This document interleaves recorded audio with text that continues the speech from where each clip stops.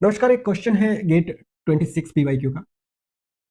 देखिए, ये कोरिलेस एसिलेशन के बारे में क्वेश्चन है और ये वेरी इजी क्वेश्चन है। लाइक इसमें सीधा 3 दे दिया है और 2 दे दिया है। एक्चुअली में कोरिलेस एसिलेशन की जो फॉर्मूला होता है वो 2 इंटू ओमेगा इंटू वी होता है।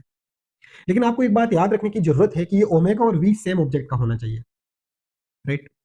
तो यहाँ तो क्योंकि 3 और 0.2 सेम ही एक ब्लॉक का दे रखा है, so the answer will be 2 into 0.2 into 3। So the answer will be 1.2 metre per second square. लेकिन इसके अलावा क्या कर सकता है गेट, ये देखने की कोशिश कीजिए।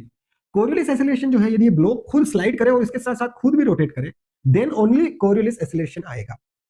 कभी कभी क्या होता है कि डिस्क रोटेट कर रही है और ये इंडिपेंडेंटली वेलोसिटी से मूव कर रहा है। कभी कभी ये होता है कि ये ब्लॉक की जगह किसी और ब्लॉक की वेलोसिटी दे दी जाती है और किसी और ब्लॉक का कोरियोलिस एसिलेशन पूछ लेता है। यदि किसी भी केस में सेम ऑब्जेक्ट ओमेगा और सेम ऑब्जेक्ट वी ना हो तो कोरियोलिस एसिलेशन जीरो हो जाएगा। अब गेट क्या कर सकता है? गेट 2 टाइप से क्वेश्चन को ट्विस्ट करवा सकता है यदि आपसे गलती करवाना हो। First thing is he will give कि एक ऑब्जेक्ट ही होगा लेकिन कोई उसका वेलोसिटी दे देगा और ओमेगा किसी और ऑब्जेक्ट का दे देगा, देन यहाँ ऑप्शन में जीरो दे देगा, तो zero will be right answer. एक ये कर सकता है, इसको मीटर पर सेकंड की जगह एमएम पर सेकंड कर देगा और यहाँ ऑप्शन में 1.2 12.12 ऐसे करके दे देगा। सो यहाँ पे आपको यूनिट का खेल है, मीटर पर सेकंड स्क्वायर में पूछ लेगा या एमएम पर सेकंड में दे देगा।